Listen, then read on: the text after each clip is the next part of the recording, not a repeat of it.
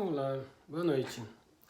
Estamos aqui para mais um dia de culto, mais um momento em que nós podemos ouvir a palavra de Deus e eu clamo agora para que Ele me conceda sabedoria, me conceda da tua autoridade, para que eu possa trazer a vocês e também a mim aquilo que João tem a dizer, eu já disse, né?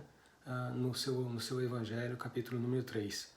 Hoje nós vamos concluir esse capítulo e eu, eu vejo que vai ser um momento muito gostoso, onde a palavra dele fala realmente muito clara, muito bom para nós. A mensagem de hoje tem o seu título para não ficar dúvidas nenhuma a respeito do testemunho que João dá sobre Jesus Cristo.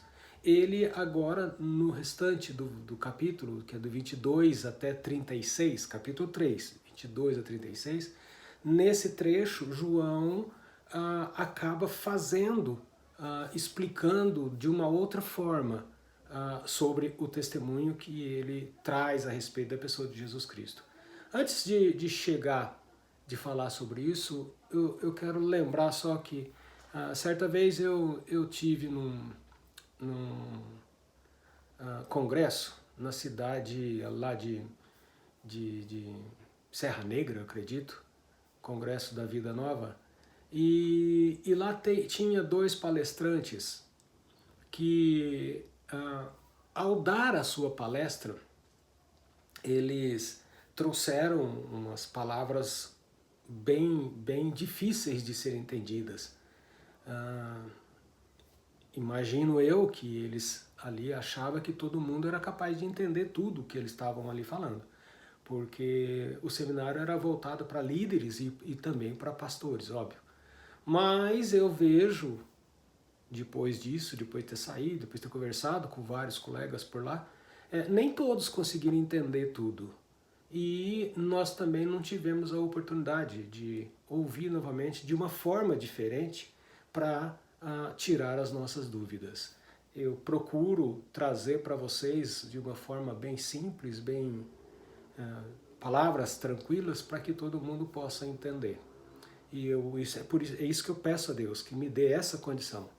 E eu creio que Deus, sabendo dessa diferença de capacidade de cada um, de compreender palavras mais difíceis ou não dentro da nossa língua portuguesa, que é muito vasto, ele concedeu a João um momento em que João pudesse, de fato, concluir uma segunda etapa do seu testemunho e de maneira que não gerasse dúvida para mais ninguém.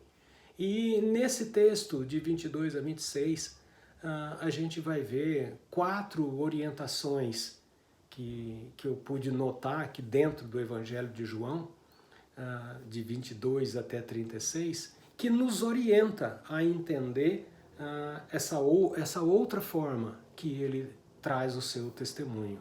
Por exemplo, a primeira orientação é que ele trabalha sobre os ministérios de João e também de Jesus Cristo. A segunda orientação que eu pude notar é que ele explica ali a maturidade de João Batista, o batizador em si, dos versos 25 a 28.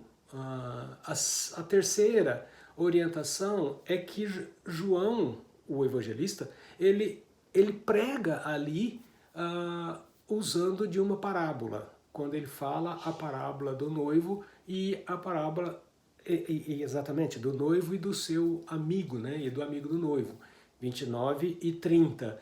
E a quarta e última orientação que eu consegui ver é a explicação de João, explicação que ele dá sobre a missão de Jesus em relação ao mundo. Ou seja, lá atrás já foi falado sobre a missão de Jesus, agora ele vem e testemunha novamente sobre o que ele pensa e sobre quem é Jesus. Então, dentro dos ministérios de João e de Jesus, a gente vê que Jesus teve uma recepção fria ao chegar lá em Jerusalém, ali no finalzinho, em torno da mensagem anterior. E depois que ele expulsou, então, os comerciantes do templo, que faziam lá os seus comércios e ele mandou todo mundo embora, com certeza trouxe uma certa irritação à liderança judaica. E percebe-se o quanto os judeus eram ali apegados, né, com os seus costumes religiosos e também costumes normais de vida. Mesmo assim, Jesus não desanimou. Isto é tanto quanto João deram sequência aos seus ministérios, ou seja, a falta de desânimo, né? Ou seja, Jesus Cristo não desanimando e nem João desanimando, eles deram sequência ao ministério deles. Jesus com seus discípulos batizavam em Salim e João estava ali em Enon, que estava tudo ali perto um do outro, e esses lugares ficavam realmente bem perto do outro, tudo beirando a margem, por perto do Jordão. Dentro da primeira orientação, então, que eu consegui identificar, que é sobre, aliás, da segunda orientação, né, que é a maturidade de João Batista, é interessante, primeiro, a gente observar, ouve-se muito falar de maturidade para cá, porque não tem maturidade, porque o fulano é imaturo, não sei o que e tal. O que é isso, maturidade? A palavra maturidade tem um sentido bem assim. É um progresso que não acontece de um momento para o outro, ou seja, esse crescimento dessa forma para que a pessoa seja considerada uma pessoa madura, e isso vai acontecendo com o tempo, assim como, por exemplo, com a nossa idade, o nosso crescimento. Mas ocorre a partir do aparecimento de certos fatos e ou então de certos elementos. Ou seja, no nosso caso, a maturidade vem acontecendo com o fato do nosso envelhecimento de idade. O elemento que normalmente acontece nesse meio costuma ser o conhecimento. E falando da maturidade de João Batista, temos motivo de sobra para perceber que fatos e elementos aconteceram com ele. Primeira coisa, ele foi escolhido por Deus. No capítulo 1, lá no verso 6, vai dizer isso aí, que ele foi um cara escolhido por Deus. Ele recebeu uma missão específica, também da parte de Deus, e ele foi uma testemunha verdadeira de Jesus Cristo até sua morte, que foi então uma morte decepado. Assim ele mostra para nós, através de seus versículos 25 e 28, quando vemos os seguidores de João fazendo uma colocação que para mim, mostra até uma dose de ciúmes, quando eles colocam lá a respeito de aquele que o Senhor tem dado testemunho, aquele que, essa palavra aquele, então, denota um certo ciúmes. E essa palavra, ela está exatamente ali no verso de número... deixa eu dar uma olhada aqui, peraí. No verso de número...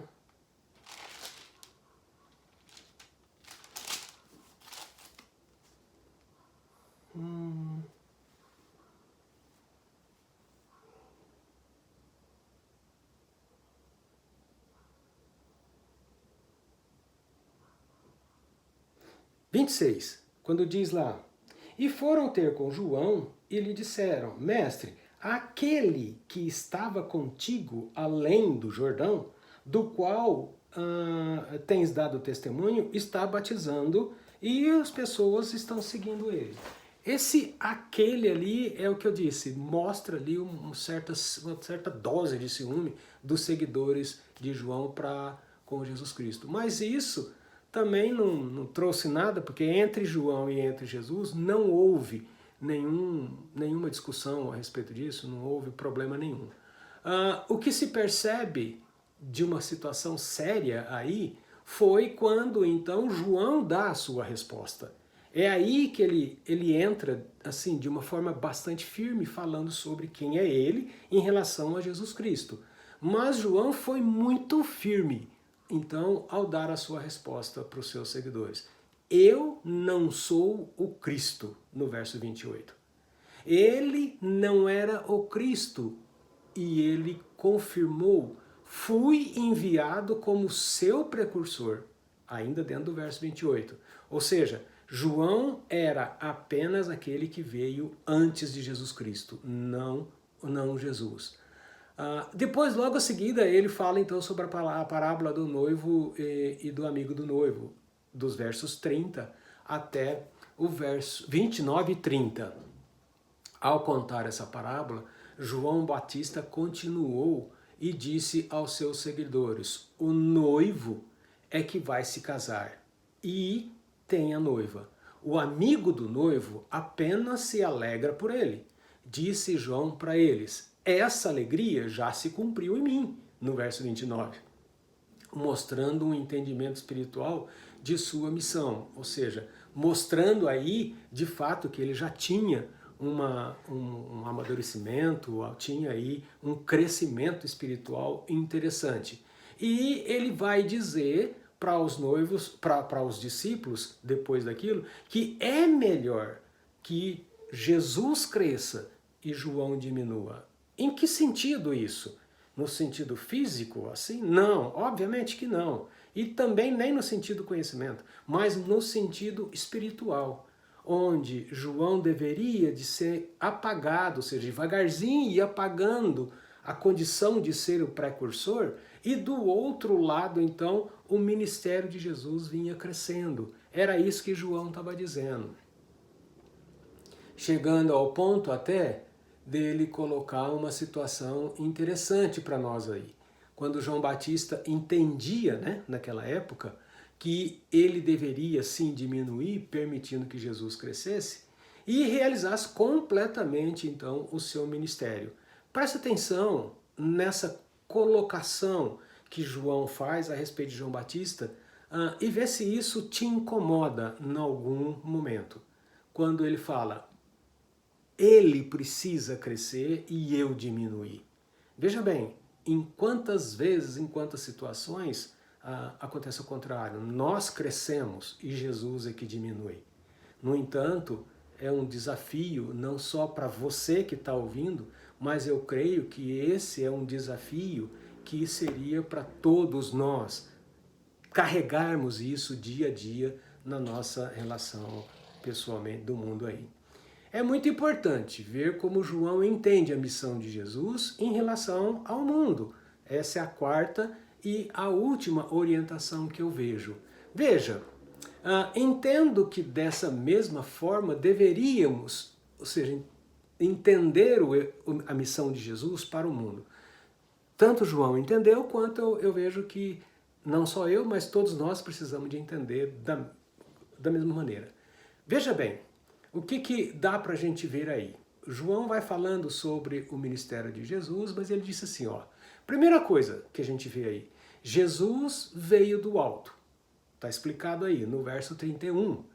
Por vir do alto, Jesus é superior a todos.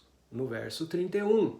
Ele testifica o que tem visto, que são as coisas de Deus, porque ele veio do alto. Ainda no verso 31.